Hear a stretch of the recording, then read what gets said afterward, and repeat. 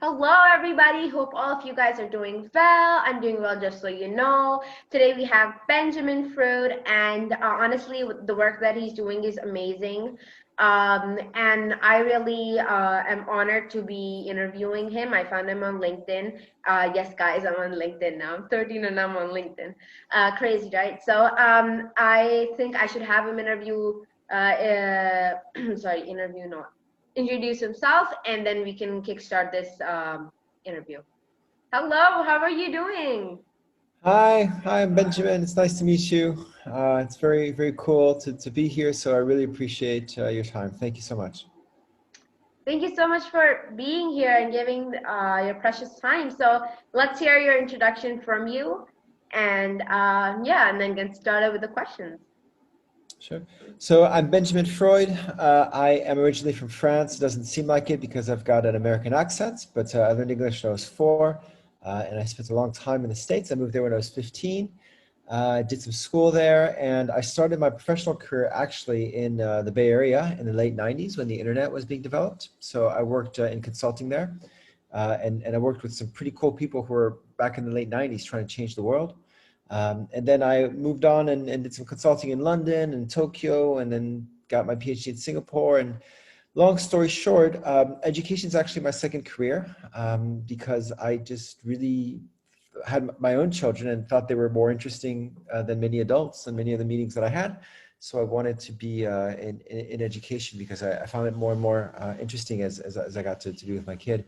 And so my take on education is really brings in a lot of what I learned in my early career in consulting and with the internet of you just got to do, and that entrepreneurial spirit is really powerful, and risk taking and trying things and failing and just being creative and imaginative. And I try to bring that into the learning experiences that I design of just having that entrepreneurial spirit, and that mattering more to me than necessarily content or specific skills, because it's a question of putting those skills to use rather than just having them just stay in your brain or in, not in your brain or whatever it might be. So currently I am the head of learning and teaching at a school in Chiang Mai, but I don't always reveal the name because it allows me to be a little bit more open about what I can do and what I'm thinking without linking it to the school. So I've got a fledgling little group with my wife Charlotte, Coconut Thinking, where we, just put out blogs and podcasts and try to connect with people to really just, have fun and nourish our own thinking about education. Oh yeah. Okay, now tell me, how was your own, I mean, like early childhood, and how many siblings did you have, and how were you as a child? I mean. So I didn't have any siblings. It was just me and my mom. And so my mom and I lived together, which means that when I had kids, I didn't really know what to do because I didn't have any models, I didn't have any siblings, I didn't have really many cousins. So, it was a little bit of the blind leading myself, who was also blind. And that's where I really pleasantly surprised myself about how much I enjoy the company of kids. I think they're hilarious. When my kid was 4, I used to be a playground for his friends, and it's just something that just gives me a lot of energy. And so that's why I wanted to go into education, really try to open up some doors and some thinking for kids. My childhood, I went to school in France, and they teach the same way today as they taught when I was in school 35 years ago, and they teach the same way as they did 50 years ago. And it hasn't changed, and it's didactic, and it's a teacher on a podium talking at you, and it's pretty horrific. So I did not have a great schooling experience. I was decent at school, but it didn't do anything for me. And really, when I started to enjoy school, it was probably in grad school, and I was able to do whatever I wanted, and study what I wanted, and that made a lot more sense. Um, so childhood for me, I spent a lot of time in Paris, hanging out with my friends in the streets and, playing games, running around, being a real geek and playing Dungeons and Dragons. And I loved it, and that was fun, but I never really did much for school. I see. Now, I just want to ask you one question, about France, because I've really been meaning to ask anybody that I meet French, after the release of Emily in Paris.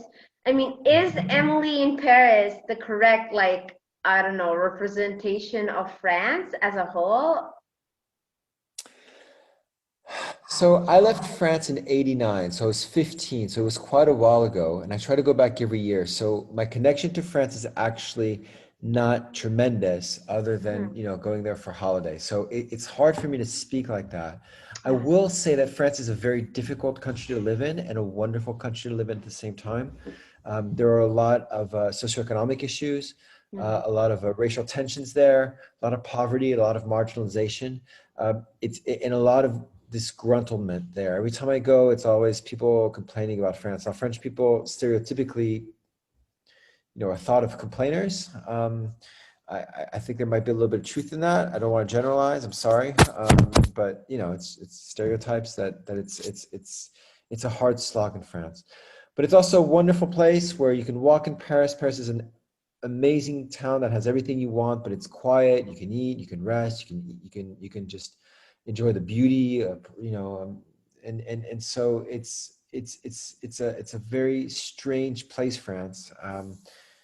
But at the same time, it's my home. Even though I haven't lived there, it's in my heart. So, I have a very strange relationship with the country. But it's the only place in the world, Paris, where I know I'll always go back. I see. Okay. Now tell me, when you moved to the States, and how was that experience? At 15, you were there and you were studying. And however, but you were in, I mean, about like high school age, right? So Yeah. how was that experience for you, moving to another country? And also, Sure. I feel like, how are you, I mean, because there's somebody who just came in from France, right? So that's something like very different. You were a different child. So or did you just blend in with the culture? I had a very, very hard time in high school, as most kids do. When was fine in France, and then I come to the States, and I went to Houston. So I went to Texas. So Oh. yeah, Texas and France, very different.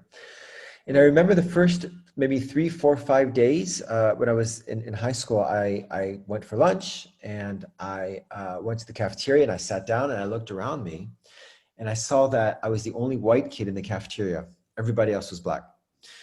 And then I left the cafeteria, and I saw that the white kids were eating outside and the Latinos were eating somewhere else. And the first thing that shocked me was how segregated the country was racially. And that was a big issue for me. Now, I didn't know exactly where I was, in school. It was very hard for me to get the credits transferred from one to the other. And in fact, I skipped a grade because I had my levels were pretty high because the French school system is pretty strong. And so I was the youngest kid by far, with people that I didn't understand. I didn't have a car, so that was a problem because I was only 15. Most of the other kids were 16. I couldn't go meet them. I didn't really know what was going on. I didn't know all the, and I'm a pretty shy person in the first place. So it was really hard. I was very by myself a lot in high school with only a few friends, if that. But I didn't really mind it. I entertained myself. And I'm just an introvert anyway and quite shy. So high school was hard. And then when I went to college, when I was 17, it was a lot easier because then everybody started on the same level. So that was a little bit more liberating than high school when I got there, and everybody already had friends from 5, 6 years ago. So I spent a lot of my high school time reading, a lot of time playing board games with myself. It's pretty sad, really, when I think about it, but I just enjoyed it, and made friends by the end. But yeah, it was tough. High school's really tough. There's no Hmm. question. I see. Uh, and you said that because I mean you didn't have any role models around you when Mm, you did have your beautiful children. You were like, kind of like, what now? How do I be like, mm, kind of that thing? And my dad also tells me that this is how it is because when he like kind of first held me and he's like, okay, now the baby's here. Now what do I do with it? mm. Questions. What do I do with the Yeah, baby? yeah. Um, Now, tell me one thing. When your children kind of kind of came along and you wanted to work in education, what is the first thing that you did? What is that first step that you took that, okay, now if I do want to work in it, what do I do? That's a good question. Now, for me, it was a non-traditional path with my kids as well because my eldest was born in Tokyo, and uh, we knew we were going to move to Singapore in about a year or something like that. So I quit my job and said, if I'm going to move to Singapore and I'm going to quit my job anyway, I might as well quit it now and take care of my kids. So I've been taking care of Nico since he was 4 months old. And so for the first year, or maybe a little bit more in Tokyo, it was just me, and it was just Nico and me. And then in Singapore, I waited a year to get my PhD. So that was another year together. So I've been taking care of Nico, and then eventually Alexia from the very beginning as a primary caregiver. And so, I discovered things with Nico every day. And then I wanted to go into education because I have to say, I just really wanted to be able to kind of get, I don't know, more time with him, and the breaks are fantastic. That wasn't the main reason, but that helped. But it's also just to get insights into what he was doing, what he was learning, how he was doing things. I saw him in his beginning of schooling, and I just found it tremendously interesting. Um, so it was just one day with my ex-wife from back then. We said, what were we going to do? What were we going to do? I was finishing up my doctorate. What job am I going to get? And I said, you know what? It just came to me. I just want to go into education. I really want to continue learning about kids, study kids, get to know what's inside their head. They're like I said, they're hilarious. And it just happened one night, and then that's it. And then just didn't look back ever since.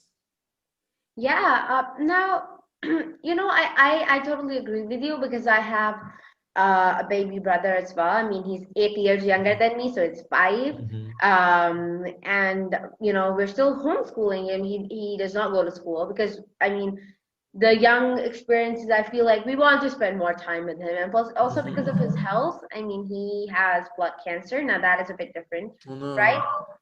no. But I feel like kids are fascinating. Come on. Sometimes they say things that do not make sense to us, but makes total sense to them.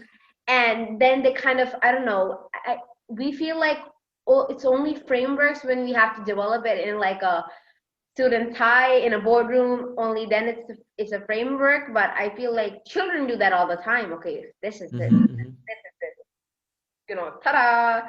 And I feel like they're very interesting. And now you want to go in education. In my country, education is memorization. That is what I openly say. And well, in my school, I'm very fortunate that it's still better because I go into a private school, but only a few percent in the entire country can afford that. And mhm, I really feel for the people that go to the public school because American public schools are very different, or French public schools might be very different. But Pakistani public schools, they're altogether very different as well. I mean, you see the classroom, you see no color except of white and black. That is it.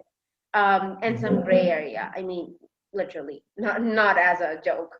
But I feel like teachers just stand there, just tell what to do, and they just say things out loud. You just have to write it down, and the same thing mhm, in your exam, and that is exactly when you get marks. And I do have a few friends that study in a public school, and it's not that I feel bad for them, but I feel like they need to know what real education is. mhm, For how mhm, long will they keep memorizing all these things and not even know what to do with them? I mean, I ask this question all mhm, the time, and many teachers might get annoyed because of it, and they're like, why do you ask this question again and again? That why mhm, am I learning this? Because come on, I mean, I'm investing my time, my energy, and actually my money as well for all this. So I think I do have a right to know where can I invest this information, or where can I put this to like a greater good. Now tell me, as a child, have you ever asked that question? I don't remember because I think that in my school, if you asked questions, you got told off for it, and it's very, very harsh. And I sometimes, yeah, you just got told off for it. Like borderline insulting stuff came out of teachers' mouths. So I don't remember asking too many questions. And I think everybody knew that it was, you had to be there. They pretended to teach, you pretended to learn. And you just got through and nobody cared. And we had a culture where, we try to beat the system tried to beat us. In France, there's a lot of cheating on exams. There's it's just because nobody cares. Nobody assigns any value to what's being done.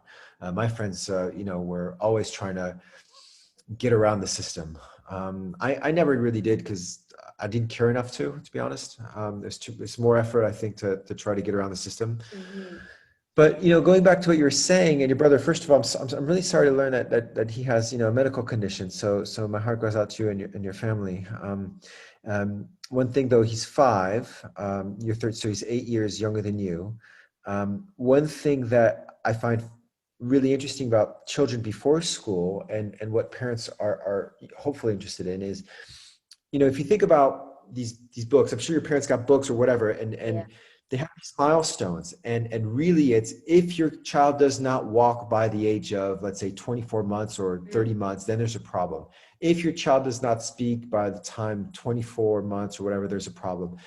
And instead, when you go to education is, by grade 5, by the time you're whatever 9, you have to be here. By the time you're grade 7 and you're 12, you have to be here. And those are developmental milestones. Instead of saying, you should be worried if you haven't reached a certain milestone by this age, it is you must attain this, which is actually quite defeating, because Yeah. if you're not quite there, then that makes you feel bad. If you surpass it, nobody cares. So you're not even allowed to move on. Nico, he walked at 9.5 months. Does it make him special? No. I love the kid to tears. He's not particularly athletic, and that's okay, right? I mean, he's not going to win anything, but that's okay. But he walked at 9.5. He didn't say a word until he was 18 or 19 months. Didn't say mama, didn't say dada, didn't say anything. And now he's an amazing writer. He's incredibly eloquent. He's one, he's more gregarious than so many kids that I know, so many adults that I know. So, that wasn't a problem. But if you had these things, if you had these milestones, it would have raised alarms. And the thing about the children, which is fascinating, is that they learn to do things when they're ready, when they're younger, right?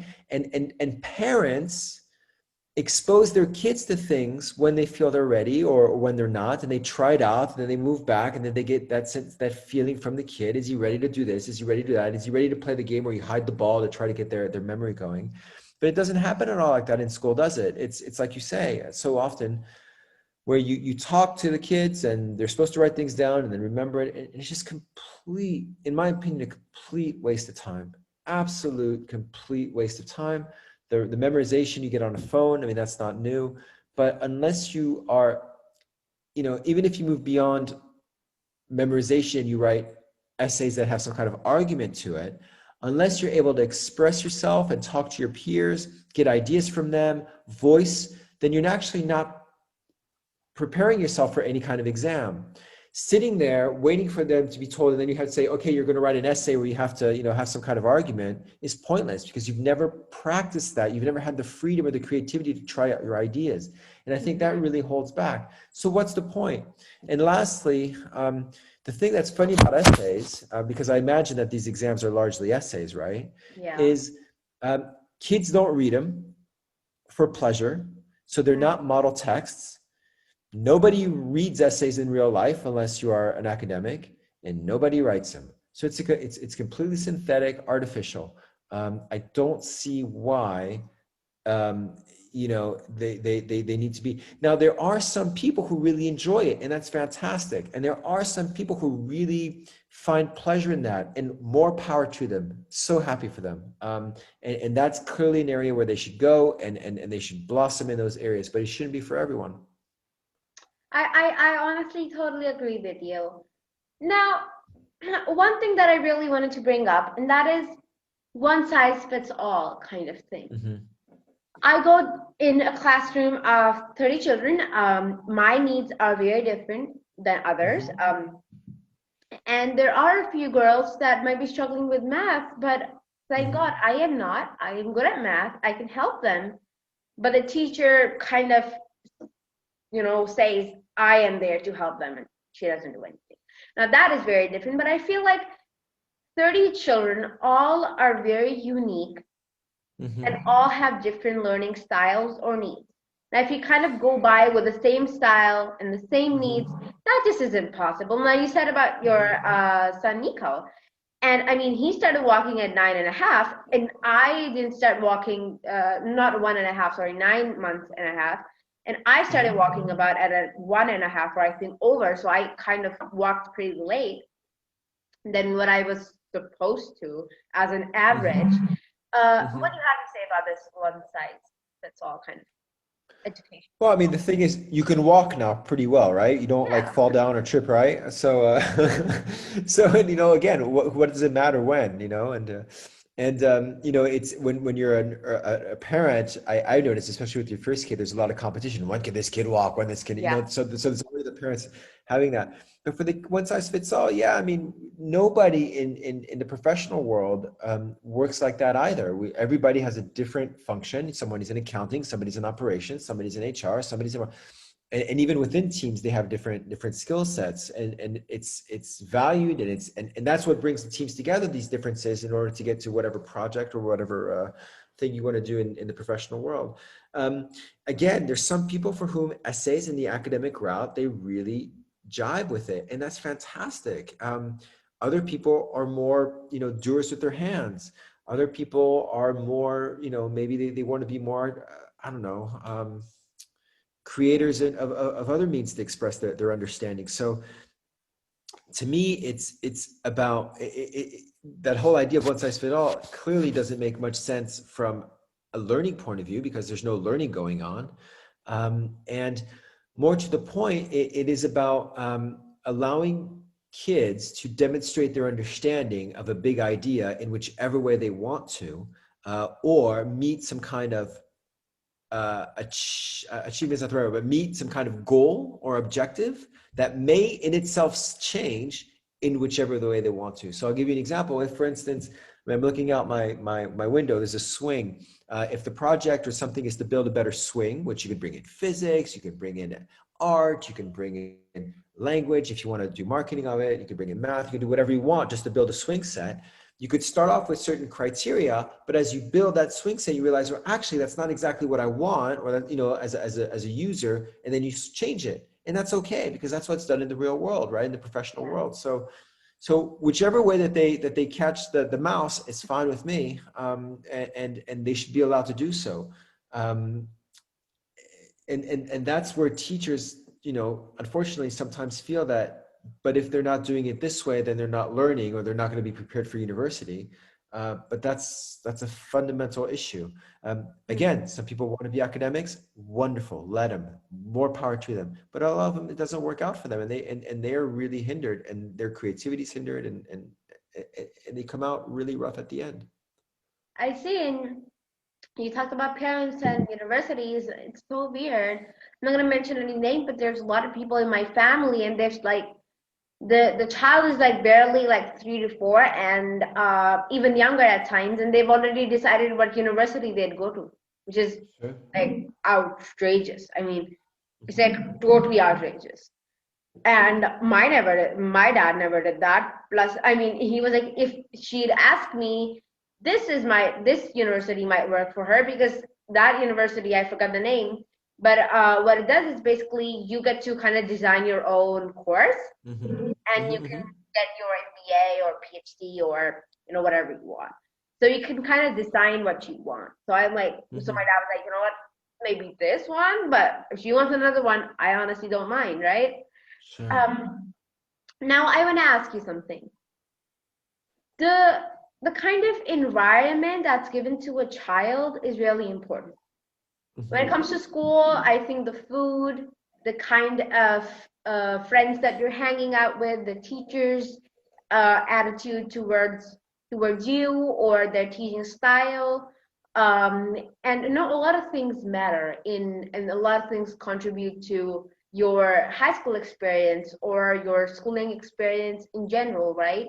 And I feel like a lot of young people are struggling with mental health issues because Mm-hmm. and I've had teachers that my learning style and their teaching styles are like way different, and I Mm-hmm. told them so, and I told that this just kind of does not work out for me, that you're just kind of not teaching anything, and we're going to be learning from home, and we're going to be giving the quiz tomorrow. It kind of doesn't go with me. But yet I have to roll with it. I have to Yeah. roll with it as part of the schooling system. But tell me, how does this environment really impact your experience of school and your thoughts about education and learning? But by this environment, you mean where you can't question the teacher, yeah? Yeah, that too. And plus the kind of friends you're having, all these things that Hmm. might have contributed to your high school experience or my, preschool experience. Sure. Uh, and it's funny you bring up the friends because it is absolutely true that sometimes, it's a funny concept that you are evaluated, assessed. People decide who you are based on your qualifications or the grades that you got or whatever it might be, your marks on an exam. But that environment, the friends that you have play such an important part. We don't exist as ourselves. We exist only in relation to our environment and the dynamic that's created every moment, every infinitesimally small moment with our environment. Mm. And if you are in a socioeconomic or a cultural or whatever kind of environment that doesn't promote um, creative ways of expressing learning or of independence or free thought, then clearly that's going to be stifled. So when I was in France, for instance, I hung out with kids who didn't really care about school all that much. So that made it that I didn't really care about school all that much because they were my friends and we didn't have those values. And we did other things. Other people that I knew had friendship groups that were more into school. So maybe those people attracted one to another, but at the same time it seems to me that it probably makes the situation, exacerbates the situation. So the environment's really important. The ability to question is very important, but that's crushed. So what happens when somebody doesn't answer your question as a child? You're like, well, I'm just not going to ask any questions anymore because what's the point? um, but what's really comes out is that what you're doing right now with your podcast and the courage that you have to be on LinkedIn and to contact people out of the blue, that's the real learning for you, right? And how to handle Mm. those relationships. And so school ends up probably being something, as you said, that you have to just do and endure. But your learning comes from your ability to manage relationships with people who are much older, much more experienced, that courage, that tenacity. And right now, all these interviews are going to be part of your experience set, your portfolio, whether or not it's real or just in terms of just that, an experience. And that's going to take you much farther because ultimately, I mean, it depends on the country, right? So I don't want to generalize across the world, but um, uh, because clearly some countries value diplomas from certain universities more than others. But Exactly. ultimately, if you have a chance between candidate A and candidate B who have exactly the same credentials, you're going to hire the one that you want to go have dinner with. You're going to hire the one that you want to have a conversation with, the personality, who they are, the authenticity. And so by having this kind of experience that you're having, you're learning, you're getting courageous, you're testing and experimenting with your own style. That's going to serve you very, very well. So it just goes to show that most of the learning that happens in school happens really outside of school, if that makes sense. And then you kind of maybe take it into school once in a while. And that's why I would like to have schools that don't have necessarily homework, as you were saying, for studying for the quiz, that just let you go when you're done with school, because that means that kids could potentially work on stuff that really interests them and allows them to be creative. Now, I know a lot of times they don't do that and they do other things, so I'm not naive, but at least if there were ways to create those structures where kids had more time to paint, had more time to write, to do podcasts, um, or even get a job or whatever it might be, then that would be wonderful. Again, this might be a very bourgeois way of seeing the world, and I know there's a lot of kids who don't even have that kind of luxury. So I firmly get that. But sometimes, and I'll probably get a lot of flack for saying this, but sometimes a certain segment of society socioeconomically kind of has to lead the way, and then it trickles down. And it's not anything bad or wrong with that. It's just historically that is what has happened. I'm not putting a value judgment that more privileged neighborhoods should civilize other ones. That's not what I'm saying. But historically, change has come from a certain segment of society and then has trickled down. And very seldom has it come from should I say, the socioeconomic bottom up. So I'm just going with historical trends here, not value statements. So more power to you for doing this, and a lot of courage, and that says a lot to you, and it will serve you well in 10, 20, 30 years. And I honestly totally agree with you. I remember because I do theater plays as well. And when I started doing theater plays, of course, we have like month or 2 months of just like rehearsals and learning the lines and working out the scenes. And what I did was that basically I'd go to school in the morning and I'd take my script with me, and I had also learned the lines in my break time. And then when I'd come off of school, I would go home, I'd change, and hop in the car and go to my rehearsals. And I'd come back like at times when I was lucky, I would come back in evening time. I would come back after a time. I would come at like really late at night. It's been midnight. My dad would be with me, so that would be like a good thing, He'd be like, okay, I know you're working. Rest, it's kind of like the person that makes you rest. And I mean, I was very lucky that whoever was acting with me, all the children, not the children, I'm sorry, all the grown-ups, and also our director, they were all teachers. And whenever I got like a history homework or an English homework or a geography test that was coming up, I was like, you know what, I really need help. Can you help me with my homework and stuff? And I was lucky, but I feel like other kids that might be wanting to do this activity, not all the time do we have like teachers slash actors, right? And I honestly openly say that that what I've learned in these 2 years that I've been in this like professional world, I'd say, is a lot more than what I've like learned in these 10 years of academic pressure, I would say, honestly, because they tell me a lot of things, but they don't tell me how to apply, where to apply it. I mean, I know letter writing and I don't know all sorts of writings and essays, but I don't know. I mean, how to apply it. I don't know where to apply algebra, or I don't know how to apply those altitudes or those kind of things for geography that I've learned. And now that I feel like what you said, relationship building and also maintaining a relationship is really important, because when I was young, I didn't quite know how to do that because I was 11 when I started. And now that I have done that and I've been on Facebook for over a year and a lot of people really like me on Facebook, that's where I'm more active. I just made my LinkedIn like a few days ago. And I feel like these are sort of vital skills that the school should teach us, and because it's like everybody knows where to apply them. At least you won't have to tell it where to apply them, because I know this man, he's amazing, and if you already know him, really nice. If you don't, I would love to connect him to you. Kurt Kruger. He's been working with different styles of education. He's been an Olympic athlete, and he's also worked with people for him inside a different kind of a learning style. And he worked at some point of his career with preschoolers and taught them anger management.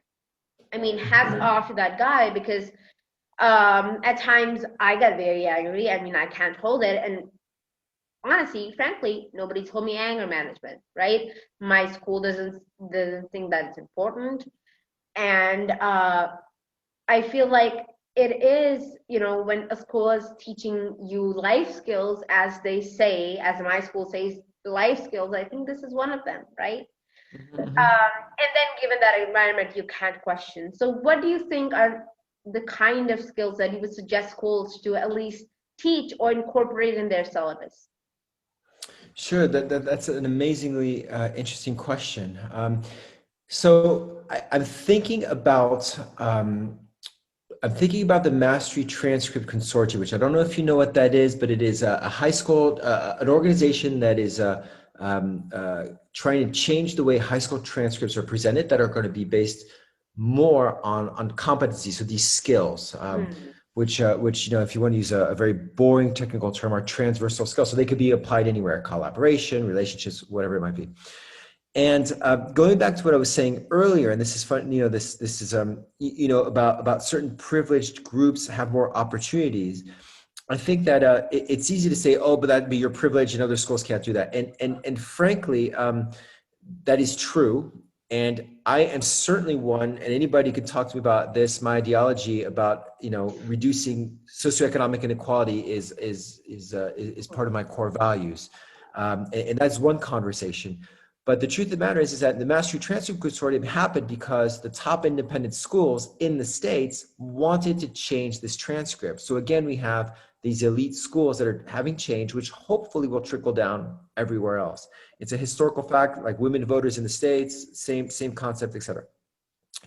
So the skills that are there, which ones need to be pushed? To me, it's about we could pick whatever, critical thinking, creativity, and all that. But really the one that pushes me the most, the number one skill, two skills, relationships, but before anything else, the number one thing that has to be done is influence. Because if you can influence people, you can do everything that you want in life. You build relationships. When you influence people, you're using skills of critical thinking because you are able to make arguments and be persuasive enough to sway people. You are able to use creativity because you are bringing in original ideas that have value and applying them. Influence to me, but I don't mean in a negative way. Influence to me is the number one most important skill one can have. How do we influence others? Because everything we do is about influencing others. I'm talking to you to have some sort of influence. You talk to me to have influence on me. Not influence in terms of manipulation, but in terms of change, in terms of how can I make my mark on the world? And this idea of how do we make our mark on the world? How do we influence? How do we guide this dynamic process that we talked about between the individual and society? That is the number one thing, and everything falls in between. So if we could keep thinking about a curriculum that has to do with influence rather than just content absorption, then we're in good shape. And that could be making a better swing set, and I'm influencing you to buy or use my swing set. I can, influence you with a painting that might move you emotionally or give you something to think about.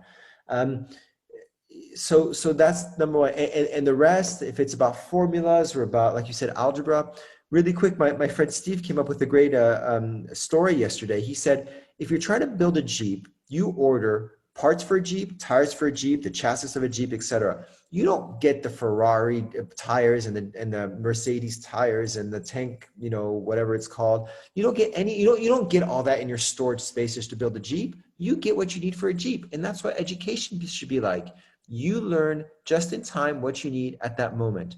You want to learn how to play the guitar? You want to learn a certain chord? You look it up at that moment and then mean something. You don't learn the whole theory of the guitar without picking one up.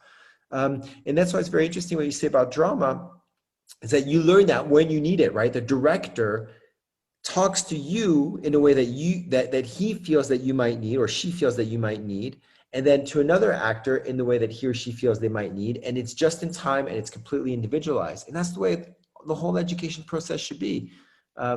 Just in time, individualized for need, and what the student needs as well. Yeah, and I honestly totally agree with you for that one. Now tell me, I mean, it is very vital for teachers to observe their students, and also, and at a certain point in, schooling or high school, you come up with these career counselors, and there's, SADs coming up, and you're like, oh my God, we need to think of what we're doing, and at times your friends have thought about what they're doing, and you haven't, and there's all these things going on, and everybody in high school is just talking about what do we want to be. And this is something that's like a core question since we were born. What do you want to be when you grow up? Mm-hmm. That question that you're always asked. And I too am asked that. I'm like, dude, I'm already doing like 6 things. Just pick one from that and just, let it be. Because I'm already doing so many things, so I don't want to pick favorites. Sure. And I feel like the teachers at some point, I mean, they observed me and they thought that I was a great drama queen, if it was their way to say it.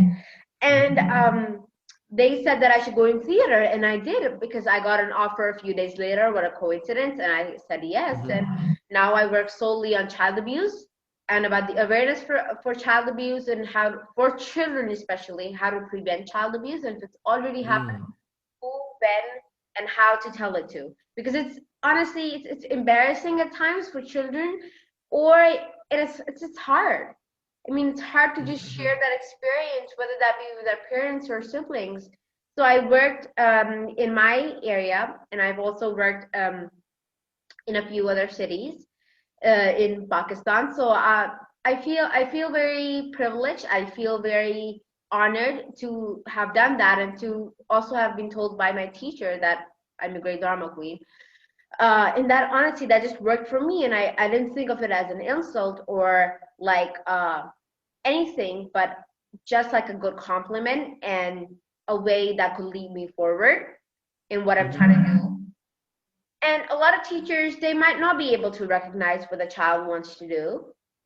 So what do you have to say about these teachers or those career counselors or just counselors at school that are given the task to make quizzes or design something or somehow in one way or another recognize what the child would want to do and what great profession they'd make? And that's a hard one. And I think that, this idea of, to me, so there's this term in education called looping, which is to be staying with a cohort of students for a long time. So every year you stay with the same one, so you move up with them, so you get to know them. And this idea that if you have at least someone that you connect to, a lot like the primary school model, and you connect to, hopefully, there might be other subject teachers, but you have a guide or a homeroom teacher, whatever you want to call it, that stays with you. They could be your pastoral person and try to get to know you a bit better, try to get to understand what you might want to do, trying to expose you to things that you might not know exist. That to me is way more effective than having a career counselor who maybe sees you once every, gosh, I don't know how often, but not probably very, very infrequently. And then it's supposed to help with this.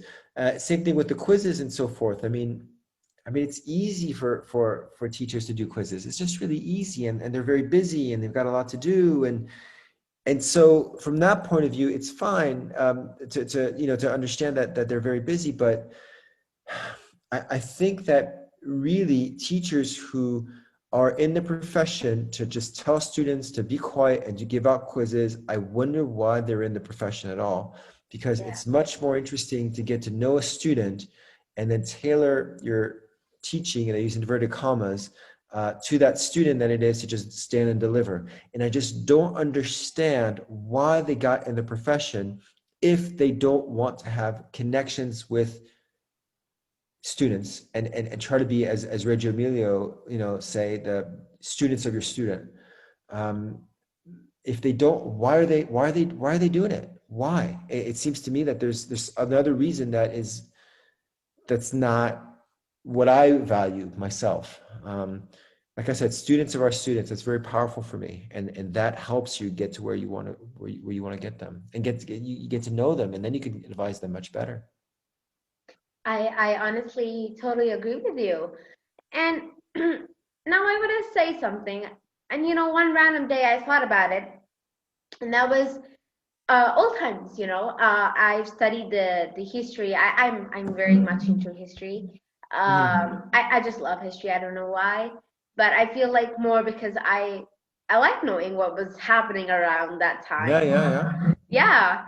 So I think you can relate because you have done something in history as well, right? If I'm not wrong. Yeah, yeah, yeah, Hmm. yeah. Come on, but yeah, I And I was like, I see all these scholars and all these Muslim scholars, or from any religion, and they're like seven professions at a time. And then it's also written like they were a scientist and they were a doctor and they were the ones who invented experimental sciences and so many other things.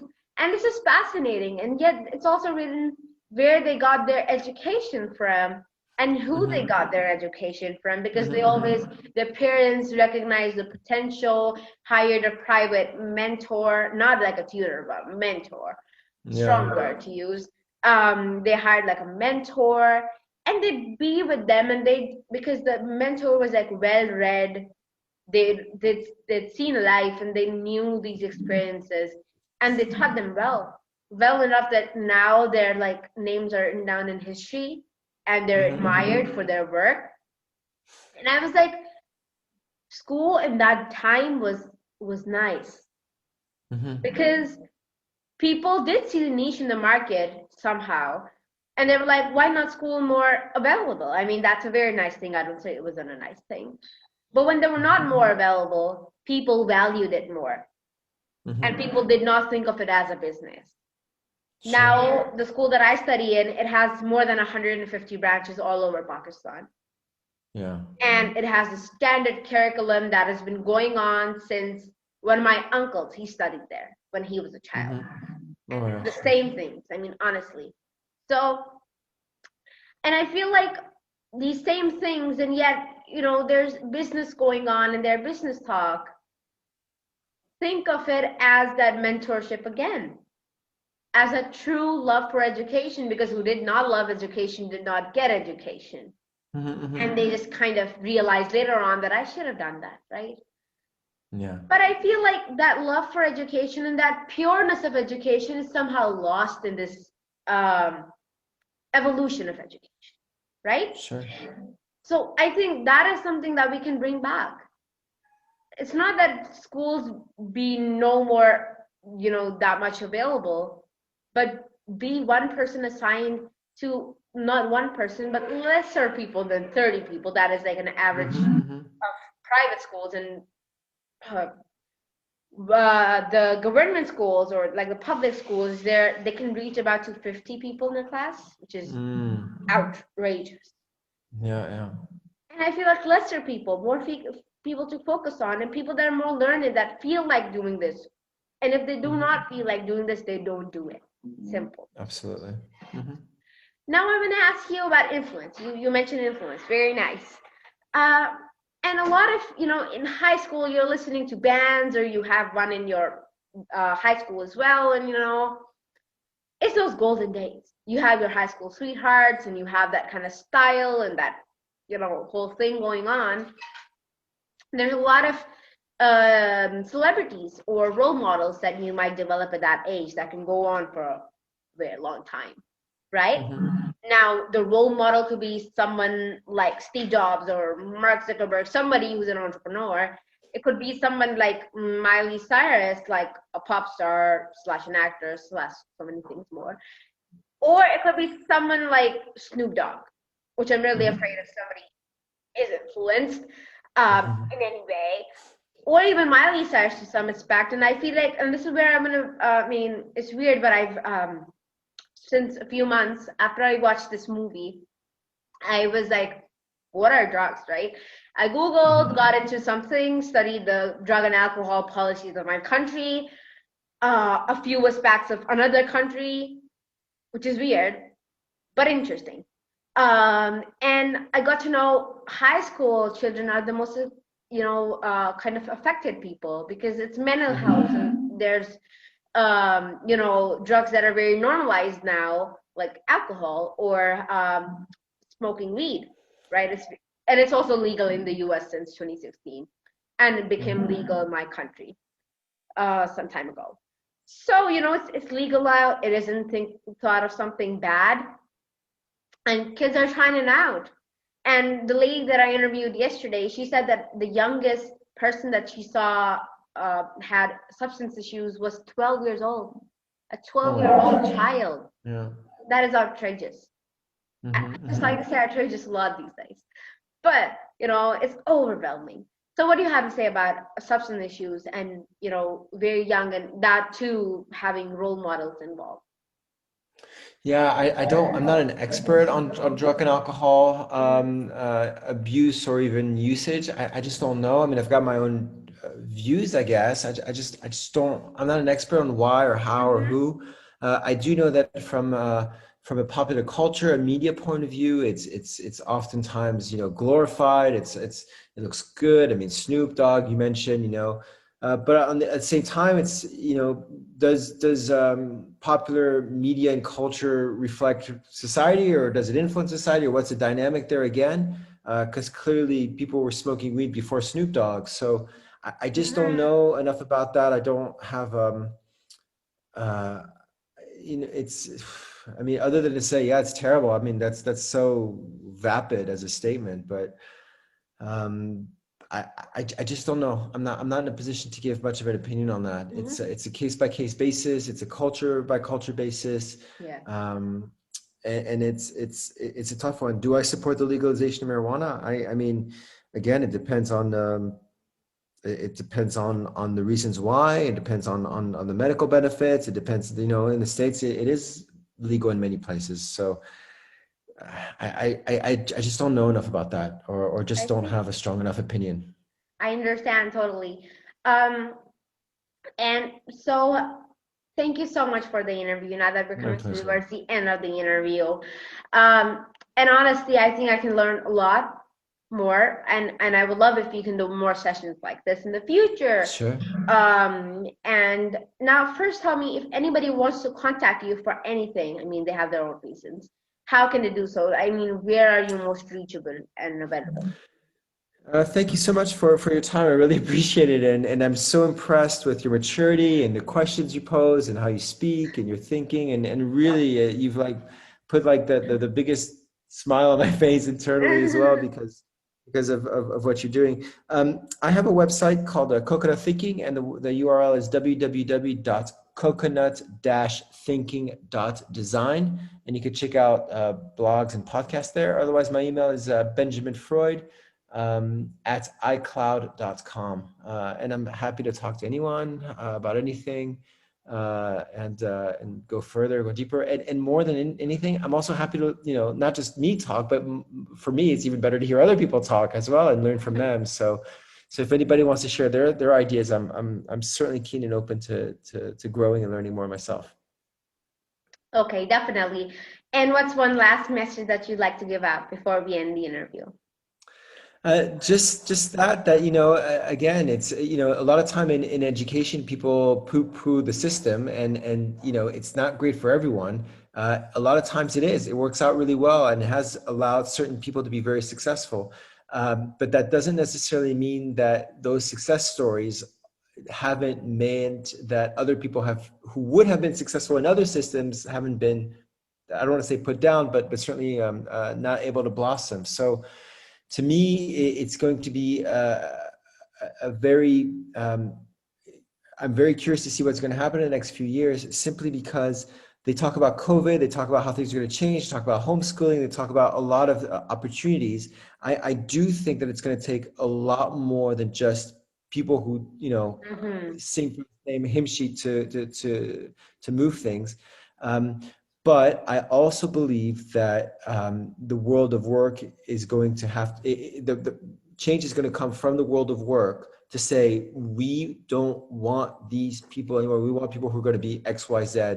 And that's going to force universities to change, because universities only care about whether or not people are successful when they leave, which means they're going to have to change their input. And if they change their input, then K to 12 schools will have to change what they do, little by little. Because we have to think of, again, universities are they're not the final destination. They are, if people even go to university, that's another topic, but if they go to university, they are just the middle layer between K-12 and work. So, we need to think about it in bigger systemic ways. Yeah, totally. Thank you so much for coming. Thank you so much for giving the time, sharing so much. Because come on, I totally feel, because at times, you might feel uncomfortable sharing something about your life or about your personal experiences, and I'm so thankful that you did. Thank you so much, everybody, for watching. As it's recorded, so I have to read the comments afterwards, but I do. And if there's any comment that has a lot of questions, I might actually text Benjamin and ask him that what are his views about this question or his answer, right? Sounds good. So thank you so much, and I hope that I really, there's this kind of prayer or like a compliment that I give out to myself or any new friends that I make, or any other person that makes friends, is that may this friendship lead to future collaboration. So I hope so, Me too. because come on, that'd be amazing. And thank you so much, and I'll see you next time. Everybody, take care of yourselves. Be safe from the COVID-19 virus, because nothing is more important than your life. Because when this COVID-19 thing started, I was like, oh my God, no, I don't want to go outside at all. What if I get COVID? I can change the world. I'm the most important person. It's not that I'm sounding selfish, but everybody can change the world. Just like little things with simple actions, as Mama Lynn says. So collaboration can make it faster. Anybody can text me on Facebook, LinkedIn, now that I'm cooler and more professional. You can also text me on LinkedIn, and you can get me on Instagram. Yeah. So yeah, I'm Raheen Fatima everywhere. Thank That's you. it. Bye.